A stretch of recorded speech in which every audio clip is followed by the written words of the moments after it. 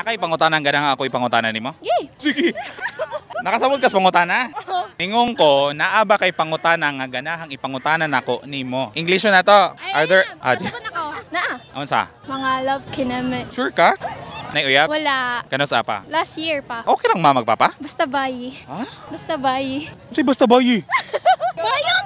Bayi de ima. O imo hapon na o tay labot sa imong ganahan. So okay si mama magpapa nimo nga magkarelasyon ka? Basta bayi. Basta bayi? And mag-study o mayo. Sure ka? Ma-issue ta ani ha? Hindi. Kano sa past relationship? Kuan ba to? Kanas agay to ba doon? 2022? So, kabalo siya si mong relasyon. Okay, may kamamian na. Ah, imong BFF. Siya tig record si mong hang kano sa ato nahitabo. Bita kano sa pa to? 2023. Anong nagbulag? Wala na spark. Wala na kuryente. Unsa kahay pwedeng buhaton para magka-spark ang usa ka relasyon? Spend quality time, words of affirmation. Basta ka nang pag-show ni mong love sa usag-usan. So kanang mga butanga wala ninyo nabuhat? Wala kay busy man mi parya sa sports na. Mensahe nimo para niya. Hi, P!